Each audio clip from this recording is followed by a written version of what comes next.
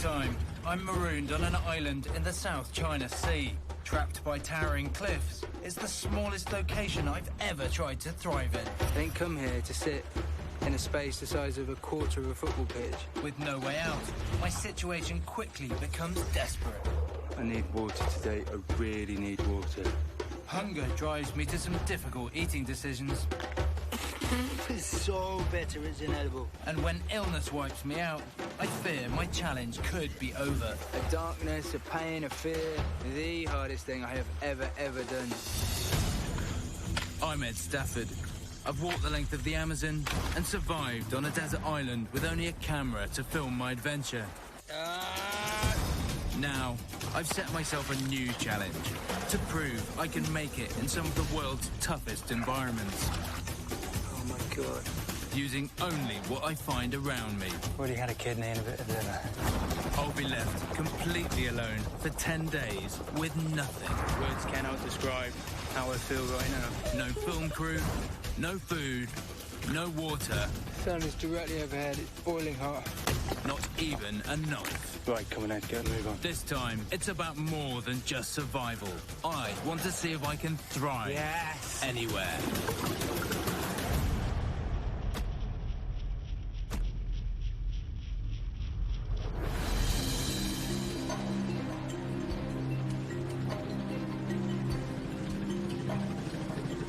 I'm in the Philippines, and I'm on a tiny little boat, making my way around the coast of an island to get to a bay where I'm going to be dropped off. The Philippines is made up of more than 7,000 islands. I'm up in the northwest of the country, heading to an uninhabited stretch of coastline on Marooned Island. At the moment, I have to say, this looks really ominous. It's just sheer cliffs going straight down into the ocean. It's a beautiful day, but the island looks ridiculously barren. This landscape immediately brings back bad memories. 3 years ago, I fulfilled a lifelong ambition and spent 60 days marooned on a desert island, and it nearly broke me. I have these waves of fears, panic. Stafford, get a grip. What's wrong with you? So I know how tough coastal environments can be. I haven't braved an island again.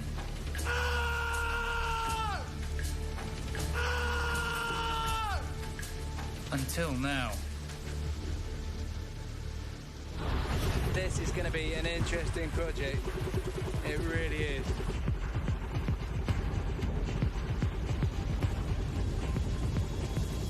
That's my beach. My mission isn't just to survive here, it's to thrive.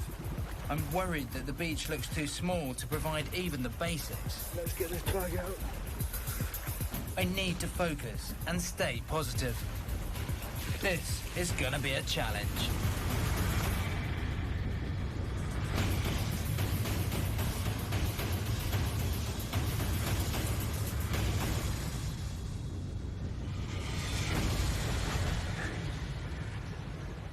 Okay, that's the last I'll see of anybody for well over a week. Thank you, Abby. Thank you, mate. Take care. Look at this place. Oh my God. I have 4 key priorities. I don't think shelter's gonna be a problem, and food and fire can wait. In this heat, water is the #1 priority. The good news is, you see, he's lying in the sand and immediately there's coconuts that's got fluid in it. That's my first drink. Water is key. Daily temperatures of 32 degrees Celsius mean dehydration is a real risk. But there are other dangers to contend with here. Snakes, scorpionfish, and sharks, to name but a few. Okay, in my bag, I've got an emergency first aid kit. I've got a tripod, I've got a spare camera, I've got both an emergency satellite phone and a VHF radio for comms, and including the one on my head, I've got 3 point-of-view cameras. But importantly, I haven't got any food, I haven't got a knife, I haven't got any clothes, apart from my pair of shorts that I'm wearing. I have, however, got half a brain and a pair of hands, so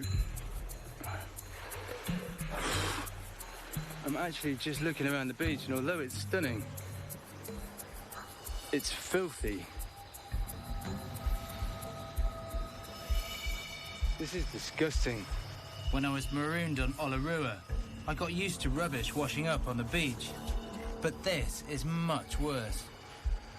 That's put a downer on things, I have to say. Look at this.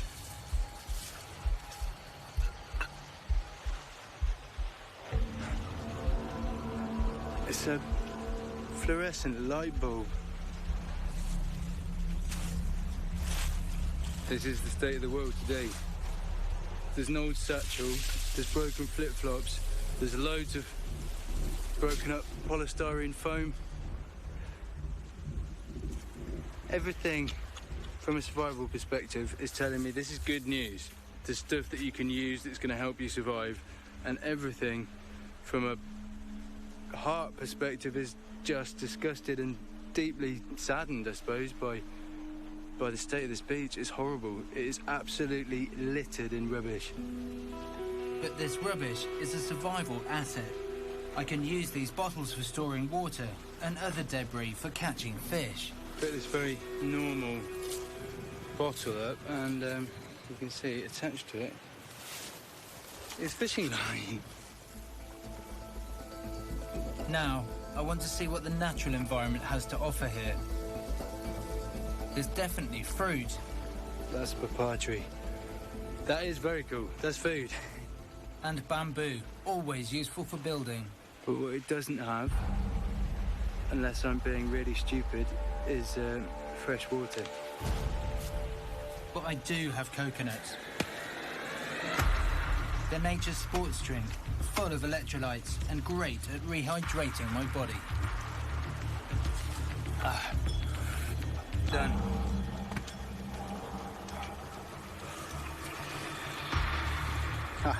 Feel better now. I love coconut. I really, really love coconut. I'm a bit obsessed with coconut. But I only have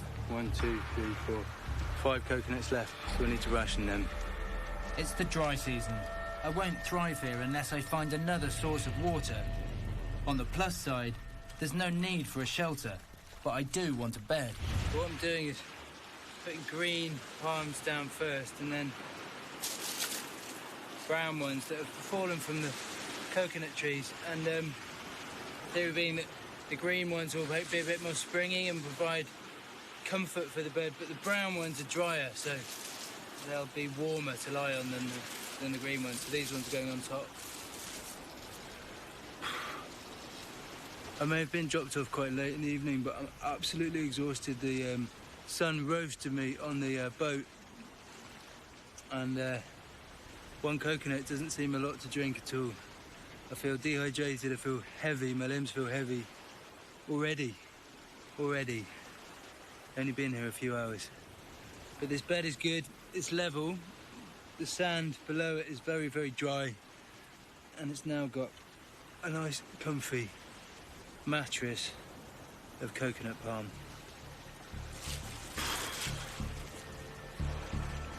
But I can't sleep. Lying on a beach alone is reminding me of the last time I was marooned on a desert island. Olarua was an intense experiment to be dropped on a desert island for 60 days with no contact with anybody, and it would be fair to say it was the most difficult thing I've ever done in my entire life. I've almost welling up saying that. It was the hardest thing I have ever done. The loneliness and starvation were unbearable, and I suffered physically and mentally for a long time afterwards. Absolutely exhausted. The end of my tether. I need water, I need water, I need water, I need water. Yes! yes. I'm really questioning why I've come to another island.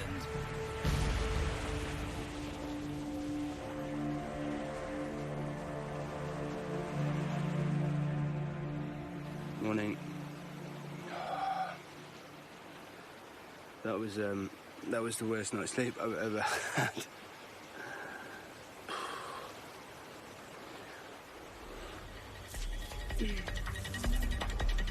But now I realise I'm not just tired.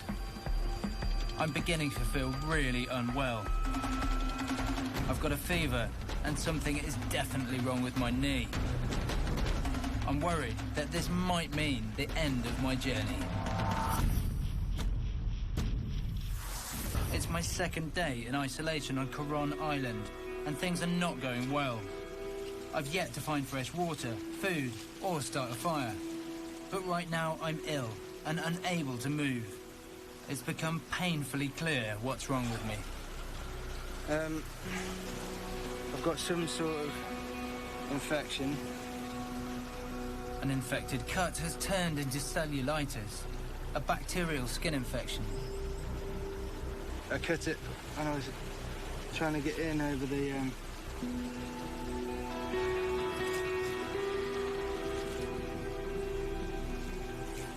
I've been hospitalised with it once before. Untreated, it can become life-threatening. So I make an emergency radio call to my expedition medic. Ed, Dave, over. Have a feel around on the lymph nodes area. Just give me an indication as to whether they're elevated on either left or right side, over. He instructs me to take a massive dose of antibiotics from my emergency medical kit. If they don't work, I'll need to be evacuated from the island. You're meant to take 1 3 times a day. I'm going to take 2 3 times a day for the first 24 hours because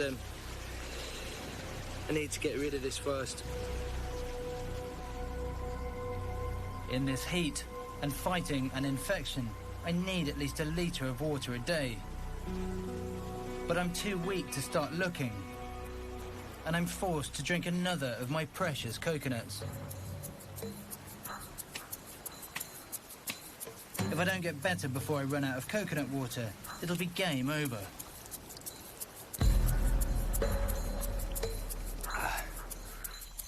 As I face my second night on the island, once again, I'm too worried to sleep.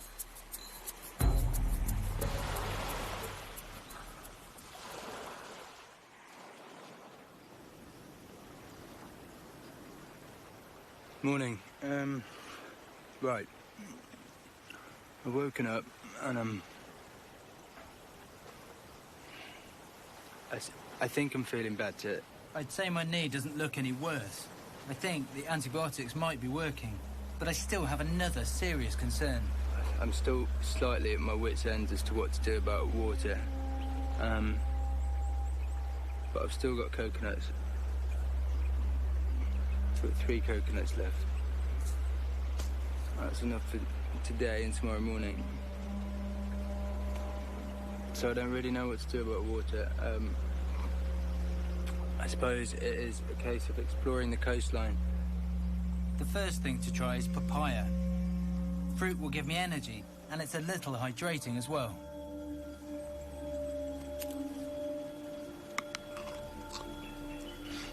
These aren't ripe at all. It's milky sap, and it smells like washing up liquid. I even vaguely recognise the taste, but...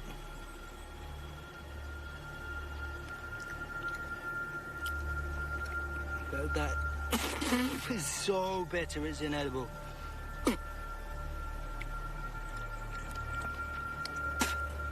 With coconut flesh around, I'm not eating that. Not in a million years. That is a setback. I keep foraging for food and water, but I need fire too.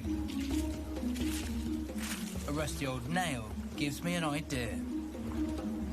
The theory, very simply, is that if I put the nail in to the bottle, point first, and then shake it up and down gently, essentially that it should make minute fractures all around the outside of the bottle.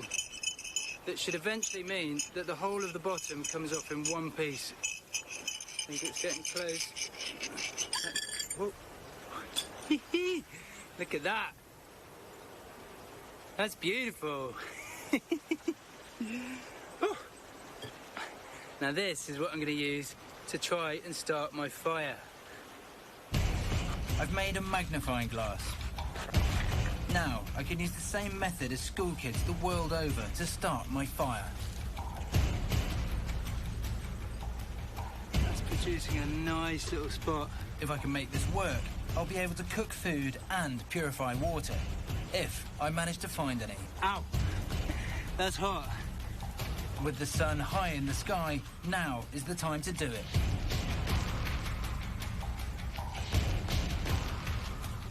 Position it at the perfect height so that it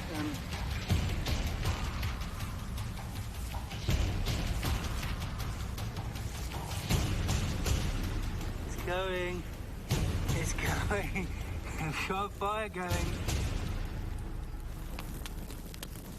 I got a fire going. Ah, nice one. So nice not to have to break a sweat to get a fire going. Right, okay, add more wood. Having a fire burning in my camp is a real psychological boost. That little flicker of orange just down there. It's the difference between civilization and scrabbling around. I'm in such a beautiful, wonderful place. Now, for food. Rock pools exposed at low tide are a perfect starting point. They should be full of shrimps, crabs, snails, and fish.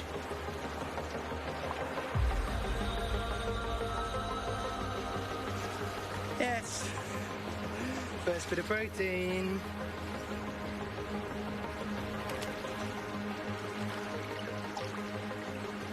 I know it's alive because I saw it go back inside its shell. There's quite a few of them, a couple at least.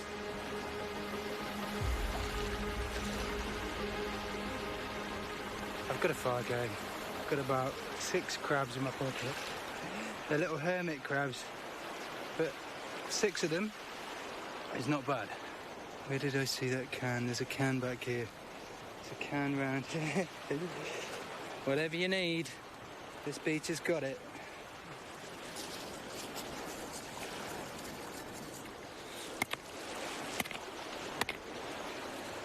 to get a bigger stone. I might have found food, but sometimes it's hard to get the packaging off. You are fairly tough, aren't you?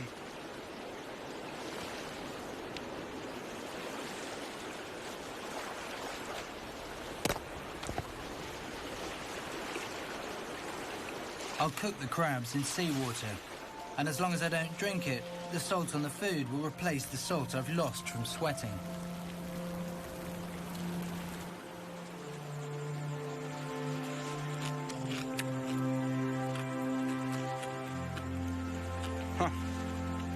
That's a salt explosion.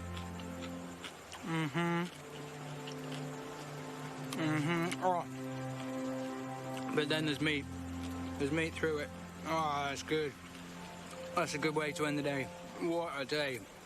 And suddenly, I realise I don't have to be haunted by the ghosts of the past anymore. I think this is a turning point. I think this morning when I woke up was a turning point, actually. Survival psychology is all about being in better control of your mind state. And for me, I could feel an illogical panic coming on. A darkness, a pain, a fear, a sadness. I've got to be honest, a sadness. I could feel that coming on.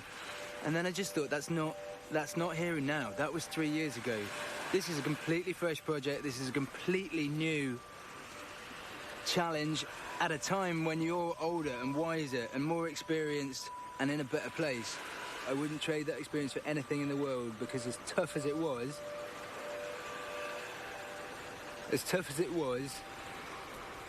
I learned so much from it about myself that has enabled me to be a far stronger man.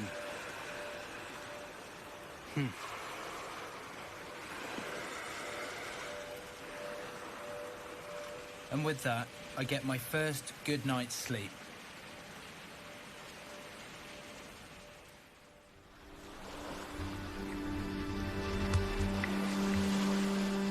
Day 4, and for the first time, I feel ready to do battle with Coron Island. I urgently need to find water, and exploring my surroundings should increase my chances.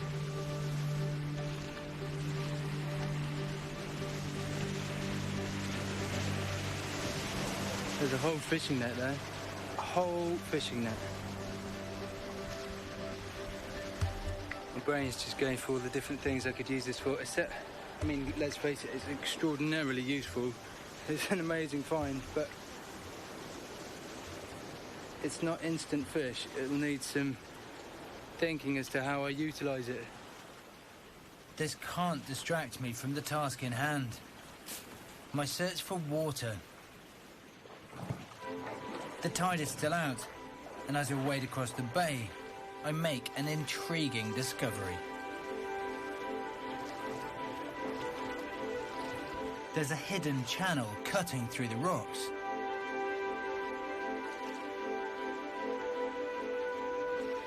Inland river. It winds up. Whoa.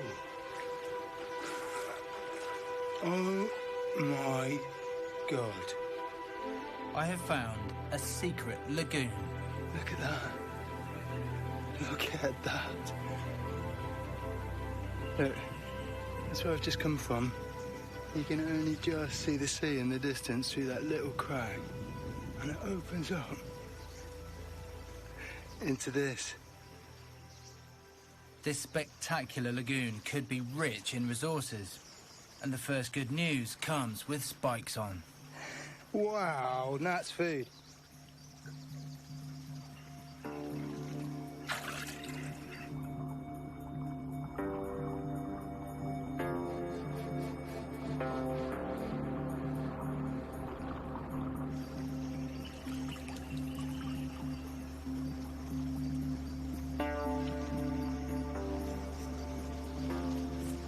If I can get past the spines, I'm gonna eat this live.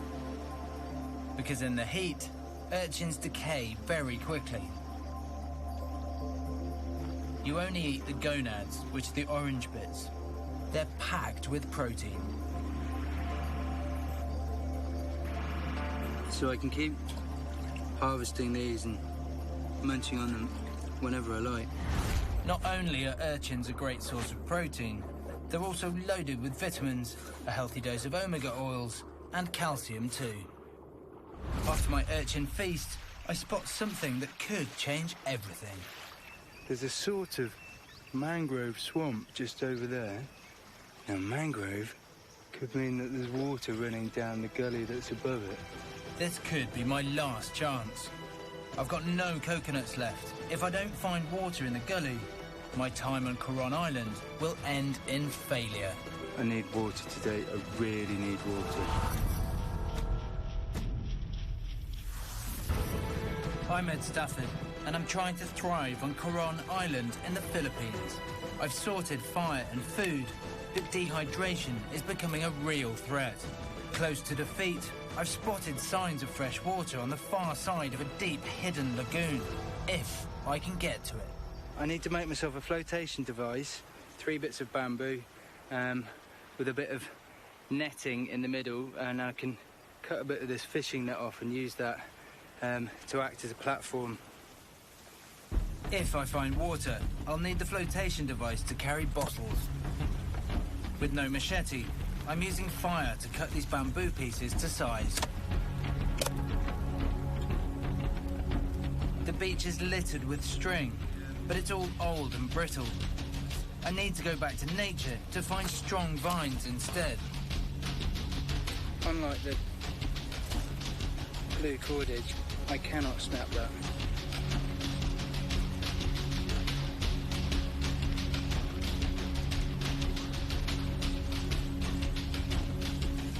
The sharp edge of my bottle magnifying glass is great for cutting up the net.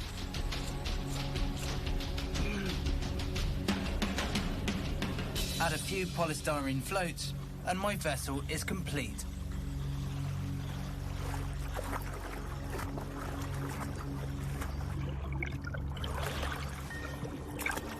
This place is just utterly stunning. I've got my raft I'm ready to cross. I need water today. I really need water. Okay, go. Everything's sorted. Just go. It's actually very cold in here. About to get to the point. Yeah. I am so apprehensive in the water. I really don't like it at all. Whatever might lurk in this lagoon, I have no choice but to cross it on my quest for water.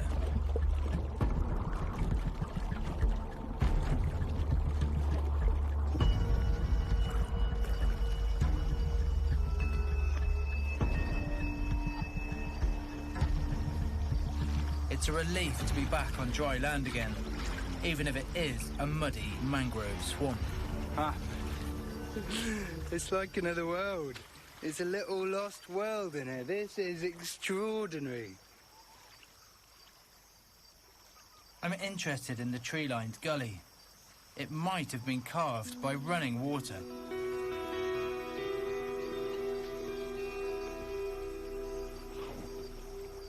Incredible. I think all of the earth beneath my feet is bone dry though. Doesn't look that promising. It looks pretty dry to me.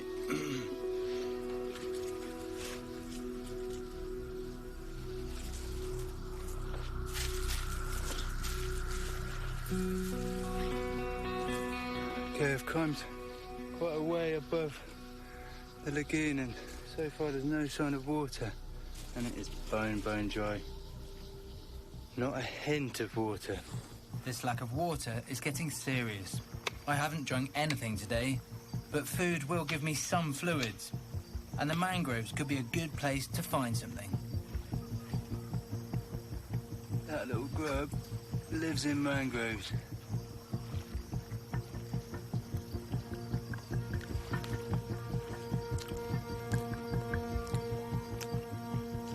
That taste of oysters.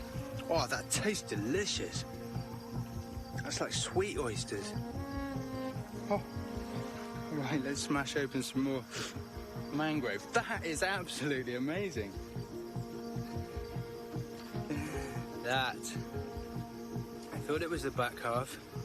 It was hiding in the other half of the wood. It's called a tamalok worm, although they're actually a type of clam. They bore into wet wood, and in the Philippines, they're a delicacy. There's a...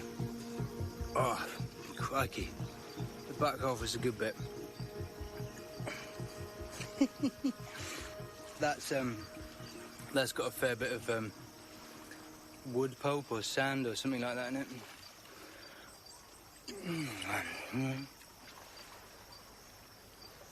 I can't continue like this.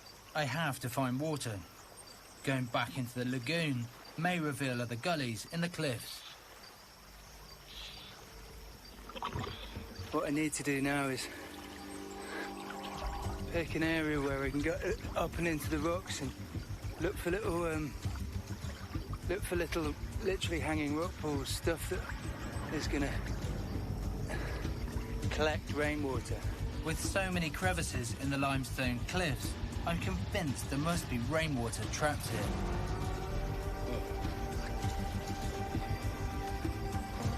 It's beautiful, but I don't care at the moment. I just need to have a drink.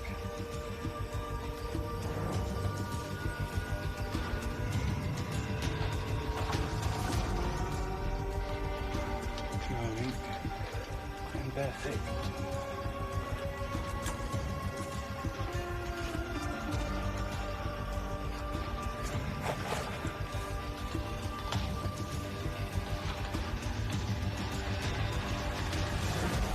Oh, yes.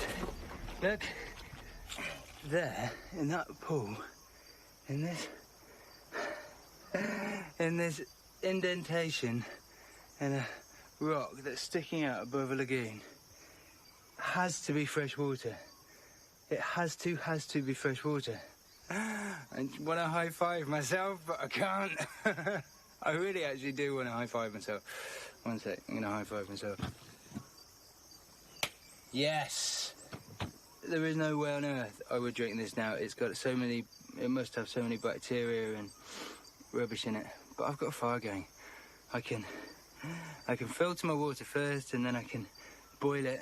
You know, there is no dramas here whatsoever. That's not too bad. That's the tannin in the leaves that have collected in the in the pool. Cool. I take 5 litres of water and head home as fast as possible to drink it.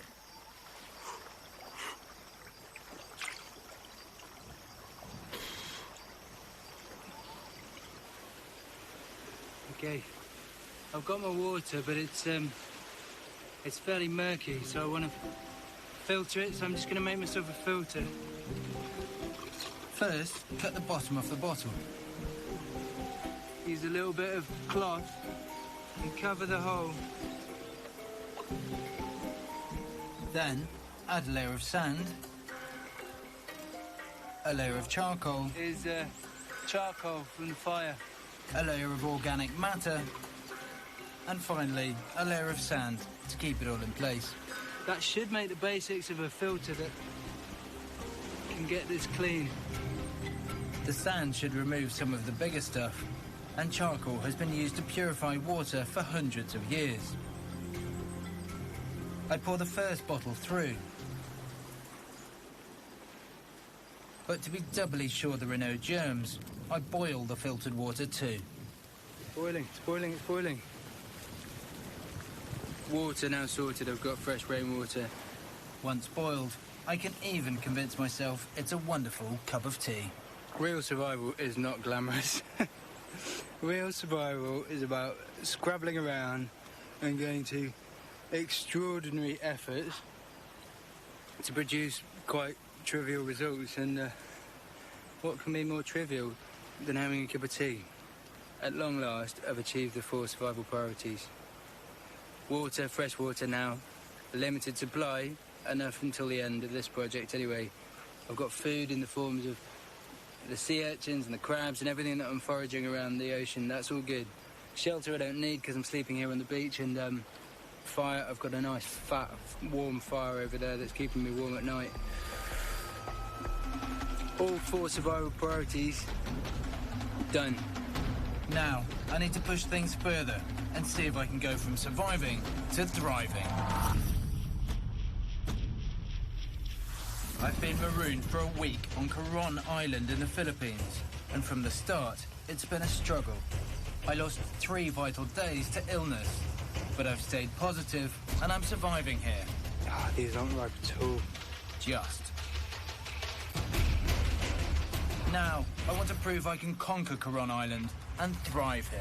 I think it's really, really important now.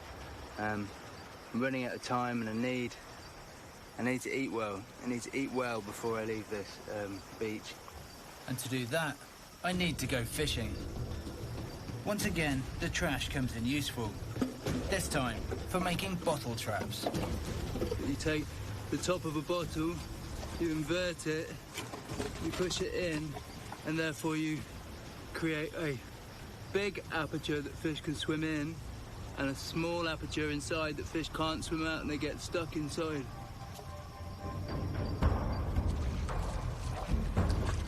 I've seen rock pools with lots of fish. They may be small, but if I catch enough of them, there'll be enough to make a hearty meal. So I laid 10 bottle traps.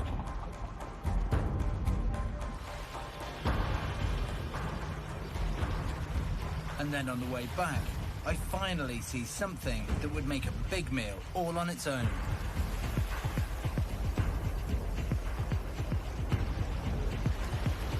That's a black-tip shark.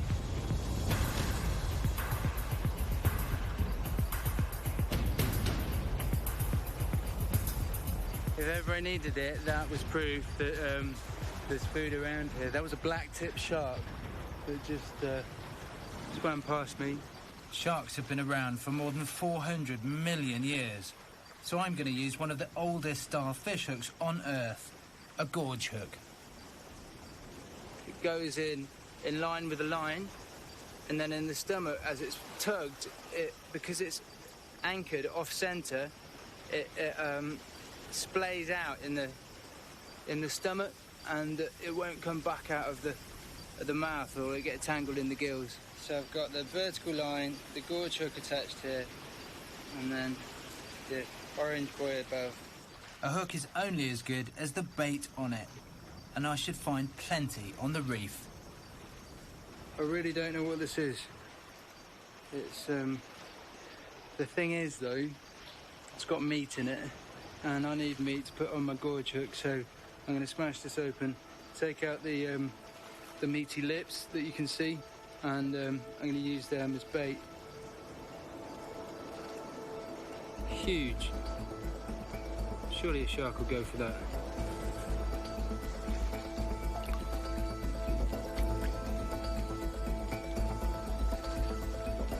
I bait up another 5 lines, and then I patch up the ragged fishing net that I found a few days ago.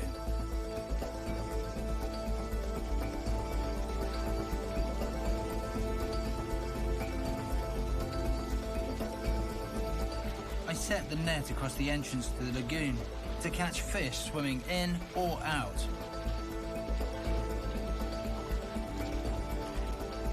Now, all I can do is wait to see what happens. Before sunset, I go and take a look. Nothing in any of the lines tonight, unfortunately. They've all got either limpets or crabs or bits of sea cucumber on them, but nothing is biting.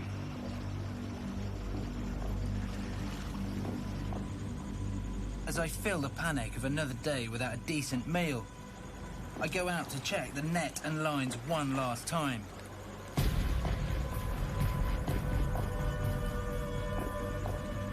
But there's nothing there.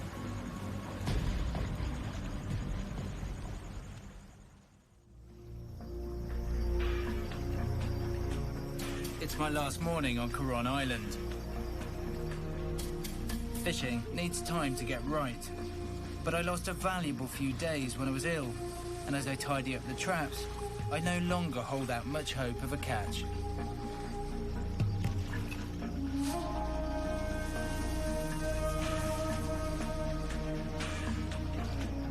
Absolutely nothing in the net at all. I'm amazed it stayed in place though. Okay, let's reel that in.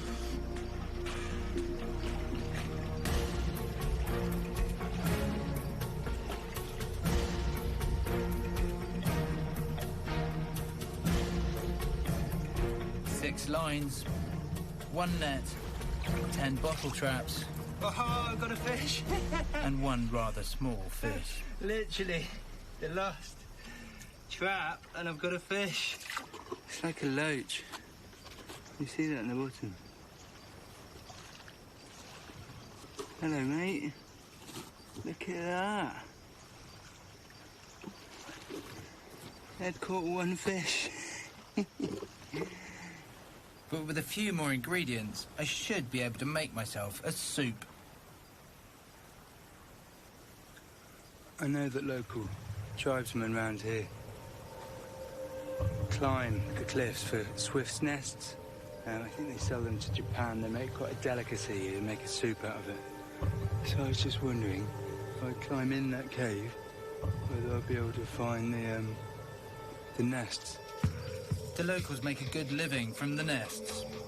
And now, I understand why they're worth so much. They're hard to find, and dangerous to get.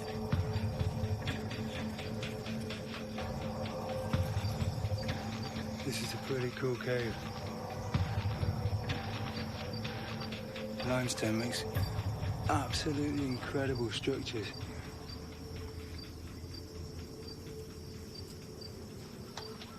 Wow. Look at that. Apparently the white bit is actually the saliva of the bird. And in certain parts of the world, these are delicacy. Bird's nest soup goes for a lot of money.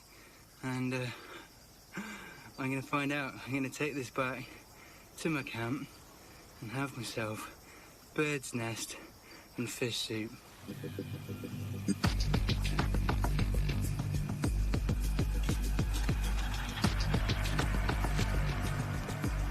Okay, washed, scaled and totally gutted.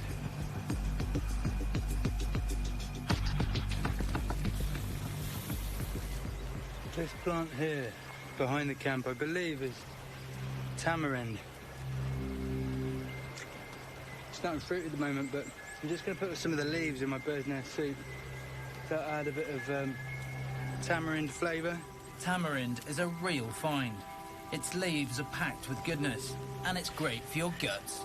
Now, the bird's nest, I expected to sort of completely disintegrate. And maybe with time, it does. Oh, that tastes quite good, actually. What does it taste like?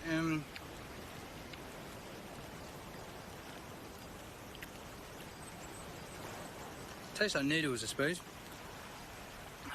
Oh, it's a wonderful soup as well. It really feels like I'm putting loads of nutrients into my body. Oh, that was the head of the fish. Amazing. Definitely the best meal since I've been here.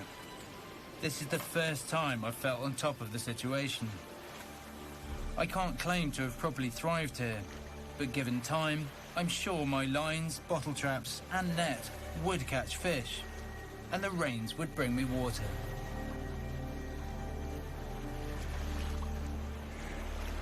This place is utterly extraordinary. I'm surrounded by a cathedral of limestone. Limestone turrets shooting up in every direction. They don't care whether I catch a fish or not. And then my little beach. In actual fact, it may have a little bit of rubbish on it. But that's idyllic in itself as well, isn't it? That's utterly idyllic.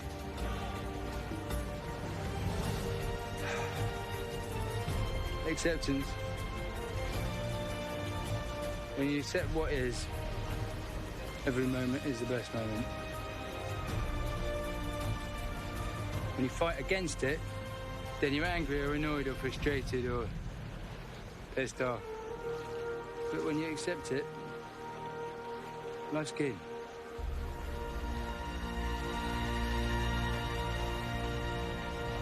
Easier said than done. Desert islands will never be my favourite location. But thanks to my time here, they will no longer hold the same fear for me as they did when I first arrived. Here he is. Here he is.